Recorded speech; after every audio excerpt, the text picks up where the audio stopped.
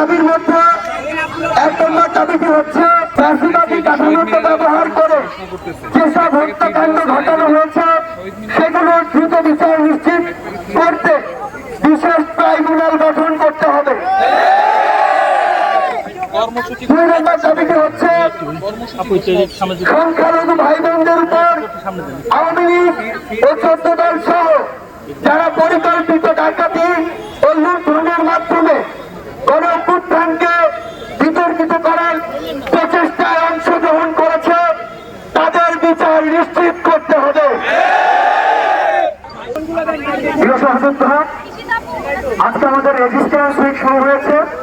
এবং রেজিস্ট্যান্স উইকের আমাদের যে 4টা দফা দাবি এর মধ্যে 3 নম্বর যে দাবিটি 3 নম্বর দাবিটি হচ্ছে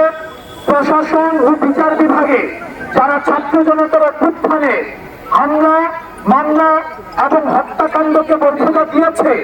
এবং ফ্যাসিবাদ বারংবার কায়েম করার চেষ্টা করেছে তাদের দ্রুততম সময়ে অপসারণ ও বিচার নিশ্চিত করতে হবে। আমরা কিন্তু এখানে প্রশাসন এবং বিচার বিভাগকে ইনক্লুড করেছি, অর্থাৎ প্রশাসনের যে কোনো পর্যায়ে সেই ইনক্লুসিভের জায়গা থেকে আগের ফ্যাসিস্ট সরকারের যারা ফুটফলদার ছিল, যেসব সচিব ছিল, সেসব আমলা ছিল, তাদেরকে পদত্যাগের মধ্য দিয়ে পদচ্যুতের মধ্য দিয়ে আমরা সেটির দৃশ্যমান পদক্ষেপ দেখতে চাই। আমাদের 4 নম্বর যে দাবিটি হচ্ছে সেটি হচ্ছে প্রশাসন ও বিচার বিভাগে যারা এতদিন বৈষম্যের শিকার হয়েছে তাদের জন্য সবার জন্য ন্যায্যতার ভিত্তিতে সমান সুযোগ সুবিধা নিশ্চিত করতে হবে। আপনারা জানেন আগের যে প্রশাসনটা সেটা ছিল হাসিনার তুষামতি প্রশাসন। এই প্রশাসনে যত ধরনের সরকারের সংস্থা রয়েছে সবগুলোকে হকিজু করে দিয়ে শুধুমাত্র গণভবন থেকে বাংলাদেশ চালু করা হতো, পতিতালয় থেকে সচিবালয় সবকিছুর সিদ্ধান্ত নেওয়া হতো গণভবন থেকে, এবং সেখানে রাষ্ট্রের যে অন্যান্য যে প্রতিষ্ঠানগুলো রয়েছে